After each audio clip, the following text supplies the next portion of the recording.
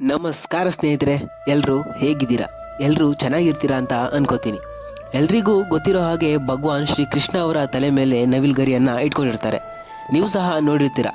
ಆದರೆ ನವಿಲ್ಗರಿಯನ್ನೇ ಯಾಕೆ ಇಟ್ಕೊಂಡಿರ್ತಾರೆ ಅಂತ ನಿಮ್ಗೇನಾದರೂ ಗೊತ್ತಾ? ಖಂಡಿತ ಗೊತ್ತಿರಲ್ಲ. ಅದನ್ನು ತಿಳಿಸೋದಕ್ಕೆ ಅಂತಲೇ ನಾನು ಬಂದಿದ್ದೀನಿ. ಕತೆ ಕೇಳೋಕ್ಕೂ ಮುಂಚೆ ದಯವಿಟ್ಟು ನಮ್ಮ ಚಾನಲ್ನ ಸಬ್ಸ್ಕ್ರೈಬ್ ಮಾಡ್ಕೊಳ್ಳಿ.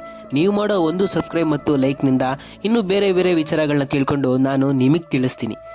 ಹಾಗಾದರೆ ಇನ್ಯಾಕೆ ತಡ, ಸಬ್ಸ್ಕ್ರೈಬ್ ಮಾಡ್ಕೊಬಿಡಿ. ಬನ್ನಿ ಒಂದು ಕತೆ ಹೇಳ್ತೀನಿ. ಹೀಗೆ ಒಂದು ದಿನ ರಾಧೆ ಮತ್ತು ಕೃಷ್ಣ ಕಾಡಿನಲ್ಲಿ ಹೋಗ್ತಾ ಇರ್ತಾರೆ. ಆಗ ಅದು ಬೇಸಿಗೆ ಕಾಲ ಆಗಿರೋದ್ರಿಂದ ರಾಧೆ ಮತ್ತು ಕೃಷ್ಣಂಗೆ ಇಬ್ರಿಗೂ ತುಂಬಾನೇ ಬಾಯಾರಿಕೆ ಆಗುತ್ತೆ. ಆದರೂ ಸಹ ಅವರು ಕಾಡಿನಲ್ಲಿ ಸಂಚರಿಸ್ತಾನೆ ಇರ್ತಾರೆ. ಕೊನೆಗೆ ರಾಧೆ ಕೈಲಿ ಆಗೋದಿಲ್ಲ. ರಾಧೆಗೆ ತುಂಬಾ ಬಾಯಾರಿಕೆ ಜಾಸ್ತಿಯಾಗಿ ಕೃಷ್ಣನ ಬಳಿ ಹೀಗೆ ಕೇಳ್ತಾಳೆ, ಹರೇ ಕೃಷ್ಣ, ನನಗೆ ತುಂಬಾ ಬಾಯಾರಿಕೆ ಆಗುತ್ತಿದೆ, ನನಗೆ ನೀರು ಬೇಕು ಎಂದು. ಆಗ ಕೃಷ್ಣ ಕೂಡ ಅವರ ಚೀಲದಲ್ಲಿದ್ದ ನೀರನ್ನು ಕೊಡ್ತಾರೆ. ಆಗ ರಾಧೆ ಏನ್ ಮಾಡ್ತಾಳೆ ಅಂದರೆ ಅದರಲ್ಲಿ ಇರೋ ಎಲ್ಲ ನೀರನ್ನ ಕುಡಿದು ಖಾಲಿ ಮಾಡಿಬಿಡ್ತಾಳೆ. ಆದರೆ ಕೃಷ್ಣನಿಗೆ ತುಂಬಾನೇ ಬಾಯಾರಿಕೆ ಆಗ್ತಾ ಇರುತ್ತೆ, ಕುಡಿಯೋದಕ್ಕೆ ನೀರು ಇರಲ್ಲ.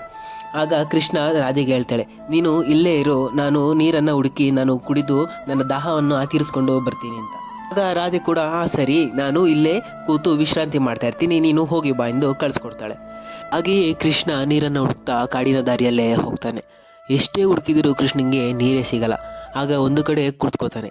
ಕೂತ್ಕೊಂಡಾದ್ಮೇಲೆ ಅವನ ಕಣ್ಣಿಗೆ ಒಂದು ನವಿಲು ಕಾಣುತ್ತೆ. ಆ ನವಿಲಿಗೆ ಕೃಷ್ಣನನ್ನು ನೋಡಿ ಬಹಳ ಸಂತೋಷ ಆಗುತ್ತೆ. ಏಕೆಂದರೆ ಭಗವಾನ್ ಶ್ರೀ ಕೃಷ್ಣ ಅವರನ್ನು ನೋಡಿ ನವಿಲಿನ ಜನ್ಮ ಸಾರ್ಥಕ ಆಯಿತು ಅಂತ ಅನ್ಕೊಳ್ಳುತ್ತೆ. ಆಗ ಕೃಷ್ಣನ ಬಳಿ ಬಂದು ನವಿಲು ಕೇಳುತ್ತೆ, ಅರೆ ಭಗವಾನ್ ಶ್ರೀ ಕೃಷ್ಣ, ಏನಾಯ್ತು, ಇಲ್ಲಿ ಏಕೆ ಬಂದಿದ್ದೀರಿ ಅಂತ ಕೇಳುತ್ತೆ. ಆಗ ಶ್ರೀಕೃಷ್ಣ ಹೀಗೆ ಉತ್ತರಿಸ್ತಾರೆ, ನಾನು ಮತ್ತು ರಾಧಾ ಕಾಡಿಗೆ ಬಂದು ತುಂಬಾ ಹೊತ್ತುಗಳಾಯಿತು. ಆದರೆ ನನಗೆ ಬಾಯಾರಿಕೆ ಆಗುತ್ತಿದೆ, ನೀರು ಎಲ್ಲೂ ಸಿಗುತ್ತಿಲ್ಲ ಎಂದು. ಆದರೆ ನವಿಲು ಹೇಳುತ್ತೆ, ಅರೆ ಶ್ರೀಕೃಷ್ಣ, ನೀರಿನ ಜಾಗ ನನಗೆ ಗೊತ್ತು ಅಂತ. ಏಕೆಂದರೆ ಸಾಮಾನ್ಯವಾಗಿ ನವಿಲುಗಳು ನೀರು ಕುಡಿಬೇಕಂದ್ರೆ ಹಾರ್ಕೊಂಡೋಗಿ ಅವುಗಳಿಗೆ ಜಾಗ ಗೊತ್ತಿರುತ್ತೆ. ಆದ್ರಿಂದ ಕೃಷ್ಣನಿಗೆ ಹೇಳ್ತಾರೆ, ಸರಿ, ನನ್ನ ಹಿಂದೆ ಹಿಂಬಾಲಿಸಿ, ನಾನು ನಿಮಗೆ ನೀರನ್ನು ತೋರಿಸ್ತೀನಿ ಅಂತ ಹೇಳ್ತಾರೆ. ಹಾಗೆ ನವಿಲುಗಳು ಬೇಸಿಗೆಗಾಲದಲ್ಲಿ ಅದರ ರೆಕ್ಕೆ ಪುಕ್ಕಗಳನ್ನ ತೆಗೆಯೋದಿಲ್ಲ.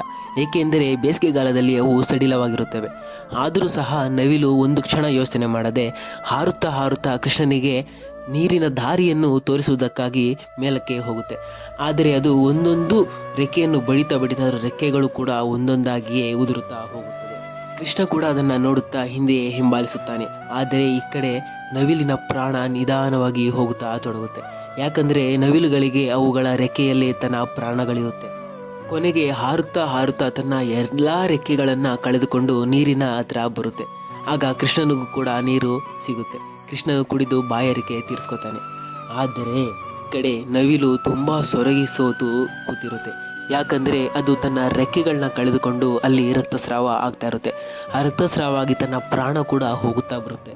ಶ್ರೀಕೃಷ್ಣ ಅದನ್ನ ಗಮನಿಸ್ತಾನೆ. ಆಗ ನವಿಲ್ನ ಹೀಗೆ ಕೇಳ್ತಾನೆ, ಅರೆ ಏನಿದು, ನಿನ್ನ ರೆಕ್ಕೆಗಳು ಕಿತ್ತು ರಕ್ತ ಬರುತ್ತಿದೆ, ಹಾಗೆಯೇ ನಿನ್ನ ಪ್ರಾಣಕ್ಕೂ ಕುತ್ತು ಬಂದಿದೆ ಎಂದು.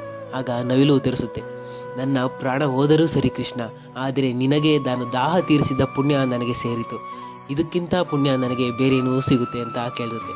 ಆಗ ಕೃಷ್ಣ ಹೀಗೆ ಉತ್ತರಿಸ್ತಾರೆ, ನೀನು ನನ್ನ ದಾಹವನ್ನು ತೀರಿಸಿ ನಿನ್ನ ಋಣವನ್ನು ಪೂರ್ಣಗೊಳಿಸಿದೆ. ಆದರೆ ನಾನು ನಿನ್ನ ಋಣವನ್ನು ಹೇಗೆ ತೀರಿಸಲಿ?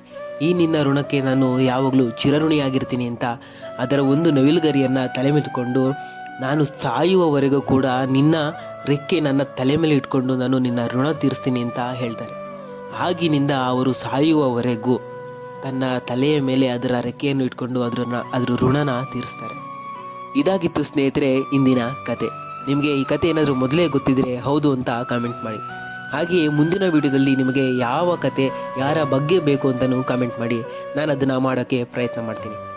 ಧನ್ಯವಾದ ಸ್ನೇಹಿತರೆ. ಇನ್ನು ನಾನು ಮುಂದಿನ ವಿಡಿಯೋದಲ್ಲಿ ಸಿಗ್ತೀನಿ. ಅಲ್ಲಿವರೆಗೂ ಟೇಕ್ ಕೇರ್, ಬಾಯ್ ಬಾಯ್.